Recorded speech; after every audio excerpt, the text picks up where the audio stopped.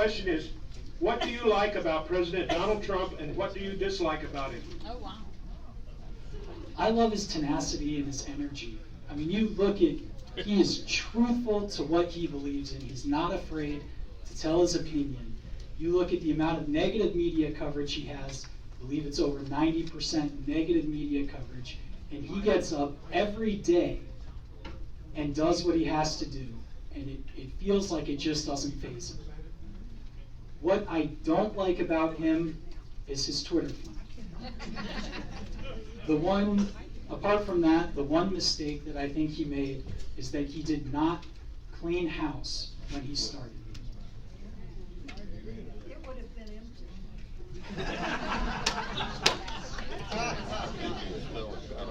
That's not coming out of good time.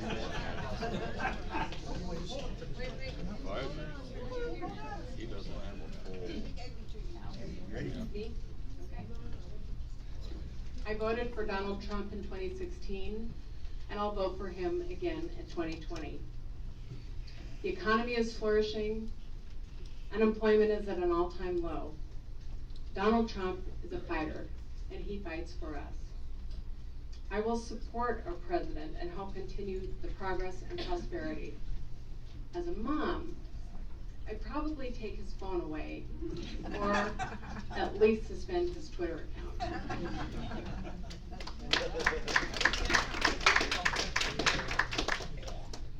The word that comes to my mind is tenacious. Boy, I can't imagine, like you say, starting every day with that. And,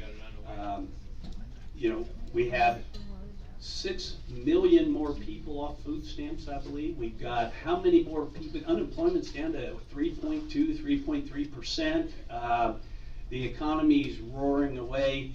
How do you argue with that? I applaud him, particularly under such duress, to be doing the job he's doing. Now, what I always tell people is, I support most of his policies, if not all of them. We just have different management styles. When you're at a children's hospital, that doesn't typically work. But no, I was in Washington recently, and you see a lot more being done there than you would know, and particularly because of our delegation here from the state of Indiana, and they support him wholly. So I think President Trump is doing a phenomenal job. I love that he's a fighter. I'm going to support him. And as I'm talking here, I'm going to put this on here. So I look forward to supporting him. And I know people don't like his management style, but for the last 30 years, Republicans have been getting walked on. They've been getting walked on. And so I think a fighter came in, he punches back. It is okay to fight. And sometimes even with his Twitter feed, I'm okay with that, because he plays the media so well, in my opinion. And he can be saying, look over here, I just tweeted this controversial thing, and he's getting so much done. The first thing he did on the first day of his in office, he passed the Keystone Pipeline. But he was tweeting about the size of the rally. And the media just was focused on that, based on President Obama's rally, right? And so I love what he's doing. He's an awesome president, in my opinion, and he's getting a lot done. Go Trump.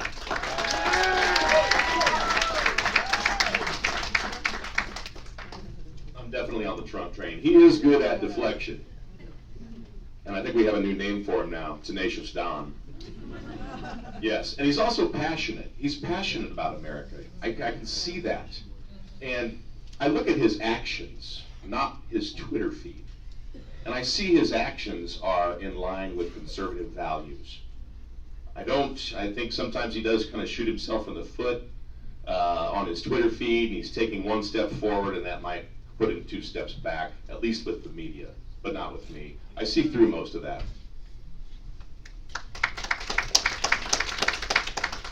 So I'm told you should always end with the positive. So I'll start with the negative first. Not my management style. Granted, right? Results. There's only one thing that matters. It's results. And so when people ask me, I tell them, what's going to happen next November? There's going to be a binary choice, whoever the Democrats choose. And they're going to ask the question that Ronald Reagan asked in 1980. when he said, "Are you better off today than you were 4 years ago?" And I'll just leave it at that. Okay, next question, this is for Beth. What do you think about the House Freedom Caucus and the Republican Study Committee, and when would you join them if you are elected to Congress? Well, I'd like to go meet with them first and talk about policies and see if we're in alignment.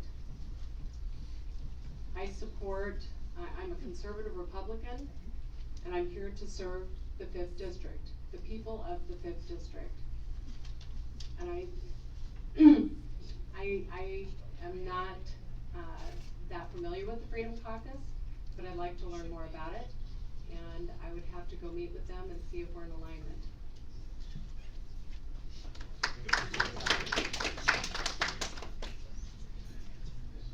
I'm probably a fit in either of those. I'm very conservative. I grew up in a conservative family, and that's what I learned. My parents were, kind of drove that home, and now it's like, finding that subset. Where do you belong? Where you would be as a politician. In the Freedom Caucus, I agree with their principles, but I have to say too that Mike Pence, I'm kind of a fan of Mike Pence too, so I might fit in the Republican Study Committee. So, I had the privilege of meeting with Jim Jordan and Mark Meadows a couple weeks ago. They're awesome. And I told those guys, because they were like, Micah, nobody from the Indiana delegation has joined our caucus, the Freedom Caucus. I sat with Susan Brooks, and Susan Brooks said, Micah, I hear the Freedom Caucus is courting you. I would advise you not to get into the caucus. And I said, well, Congresswoman, I'm sorry, but I think you're going to be very disappointed in me then. And that's true. Those guys are the fighters that defend the Constitution. There is no other place I would rather be than in the Freedom Caucus. And I told Mark Meadows and Jim Jordan, I said, you guys don't have to give me a dime. All right? When I get out here to Washington, I'm joining. All right? You don't have to do anything for me. Because I think they were worried they've given candidates from Indiana money before, and they get out there and they don't join the Freedom Caucus. And so they're like, all you guys from Indiana, you guys don't care about defending the Constitution. I said, well, I'm joining, so you better watch out.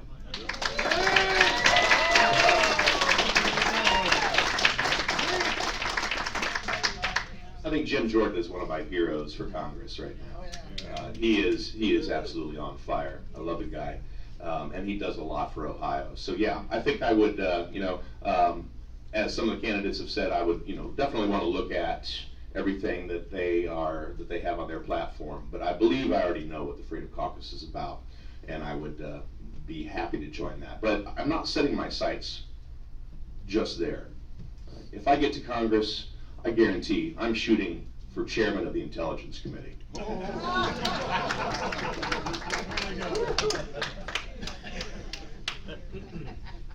Intelligence in Washington, that's it.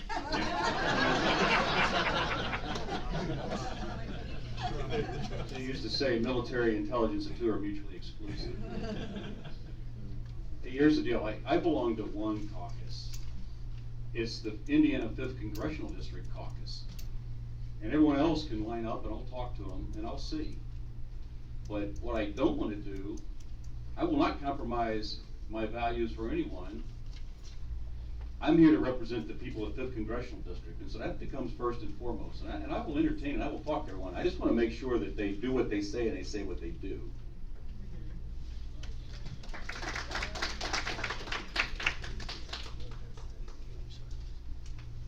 I believe taking the oath of office is joining the Freedom Caucus. The oath to defend the Constitution. It's that simple.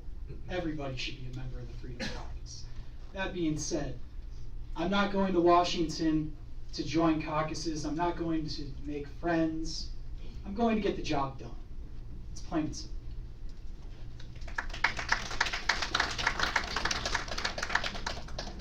Okay,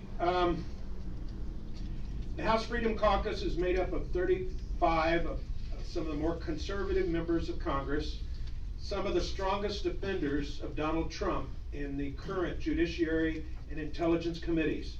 People like John Ratcliffe, Mark Getz, Jim Jordan. We had Mark Meadows here over a year ago for our very first Freedom Rally in support of Mike Braun. Then we had Congressman Jody Heiss and Mark Green here as speakers. I have reached out to Jim Jordan and these other names to try to get them to come to one of our Freedom Rallies, and I'm hoping to get some of them in 2020. So the Republican Study Committee is made up of 145 of the Republican congressmen. Not as conservative, but all of them are conservative, but not as much as the House Freedom Caucus. So I would encourage all of you to look into this a little bit more. I know exactly who they are. Okay, great. Okay, the next one is for Chuck. What should be done about Obamacare? Great question. Speaking of straw polls,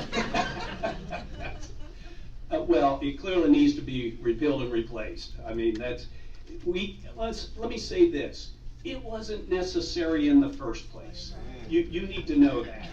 All of us who practice medicine, it's our mission. It is not our job. We take care of our citizens. And that was so frustrating to me when I saw that. And remember, and the great quote from the Speaker of the House, let's pass it so we can read it and know what's in it. Stunning, stunning to me. And you remember the volumes, how many thousands of pages. It takes about that many pages now to get a prior authorization and get things done for your patient.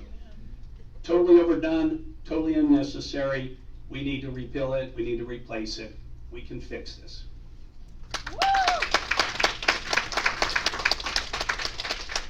All right, so I have my Constitution here, pocket Constitution. Where in the Constitution does it give the federal government any right to deal with health care? Someone please tell me what page that's on, and I'll turn there right now. But if you read this, you're not going to find that. The federal government has no business being in healthcare. The free market can take care of the healthcare industry. We can have the greatest healthcare at the lowest cost if we do what Adam Smith said to do in his book, The Wealth of Nations, and that's get out of the way. We have the most creative, the most ingenious people in our nation. Let them do what God created them to do so that they can fix it. When you get the federal government in, they mess it up.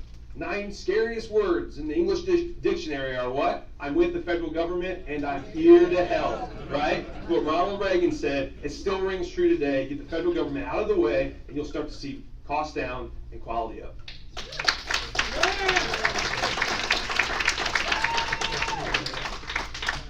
I've checked, Mike. It's not in there. It's not in there. It was not the it was and is not the responsibility of the United States government to provide health care. It's not in the Constitution. We need to finish repealing it, and I'm not sure that we need to replace it. What we need to do is give incentives, and I have lots of ideas for those. For instance, I believe that President Trump just got a little bit of trouble from the hospital corporations, wanting a national fee schedule for these hospitals to show what they're charging our citizens. Why are they suing him? You would think that they would be happy to show us what they're charging us, but no, they're not. They're fighting this. And so there's lots of other options. How about payment parity? How about equal payments? If I go to an outpatient clinic, I'm being charged 2 different fees, as opposed to going to a doctor's office. I'm being charged one physician's professional fee. Why is that? My daughter just went... Okay, we'll leave it at that.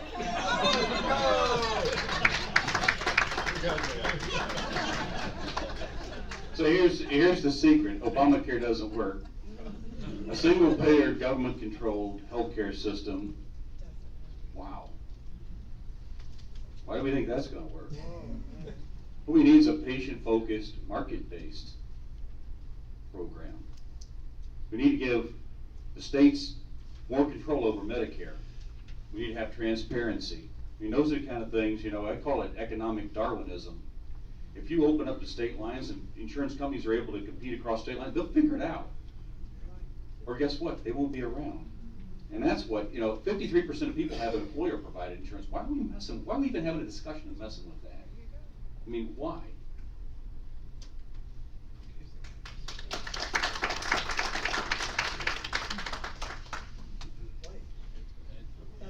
Oh, sorry. Okay, 2 more to go. It's an accident. We need to fully repeal Obamacare. President Trump and Mick Mulvaney have done a great job at handicapping it, but we need to go the full way. What you do to fix healthcare, it's simple. You decrease the barriers of entry to companies that want to get in the market. Flood the market with companies. Creates competition. What happens when you create competition? Two things. Price goes down, quality goes up.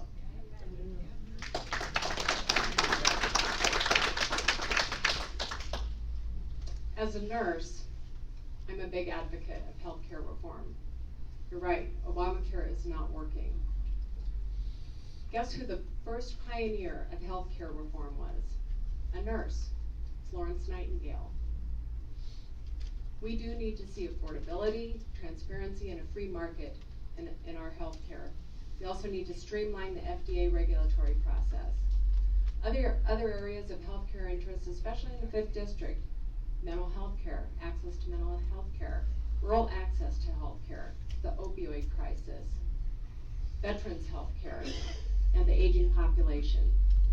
This is where I can take my nursing knowledge and business background to help make a difference, to take the lead on healthcare reform. Okay, there's questions for Micah. What member of the House of Representatives is your role model? Oh man, easy. Jim Jordan, Mark Meadows, Matt Gaetz, in that order right there. All right. But no, seriously, it really, truly, I said it earlier, I got to meet Jim Jordan and Mark Meadows about 2 weeks ago. Seriously, they are some of the brightest, most bold leaders that I know. And I look to those guys, and they really are my heroes. And I will say this, Jody Heights and Mark Green, when they were here, we were able to come to that. They were incredible. So those guys are awesome too. I don't know if I can pick just one. It's like picking between my kids, you know. They're great.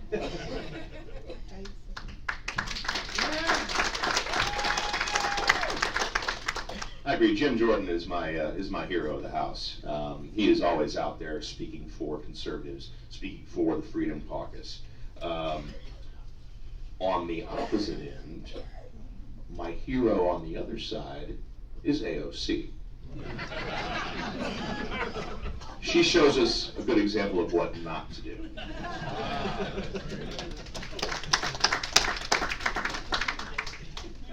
Wow, that's kind of a tough question, right?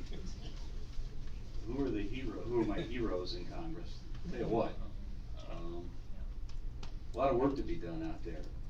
But I would tell you from a recent reflection, I had a chance to meet 3 gentlemen, and maybe you saw this, but Jim Baird, our very own Jim Baird, Brian Mast from Florida, and Dan Crenshaw from Texas. Jim lost an arm in Vietnam, Brian lost both legs in Afghanistan, and Dan Crenshaw lost his eye in Afghanistan. And on the first day, Brian met him on the floor of the House and tweeted, 5 eyes, 5 arms, 4 legs, all American.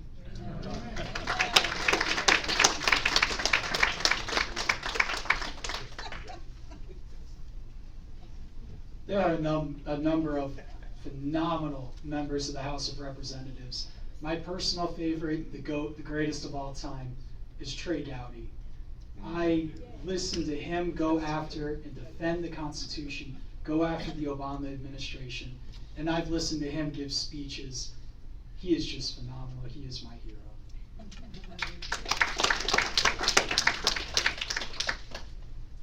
Joni Ernst. Joni Ernst is a wonderful woman, and she's from Iowa. I grew up in Iowa. I've met Joni a few times, and she has conservative values, and she's also served in the military. She's a wonderful role model for women. There are 2 other women in the House of Representatives, and I don't know their names, but they're my heroes. They're nurses. We need more nurses in the House of Representatives.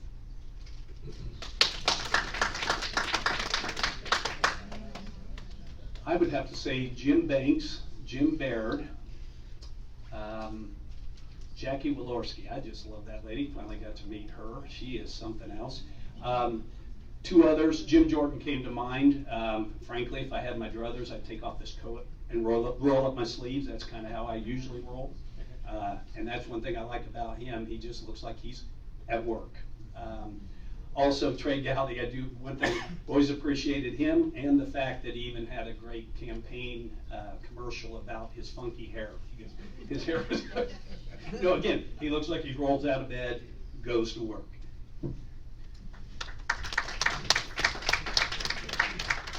Okay, next one is for Andrew. What member of the U.S. Senate is your role model?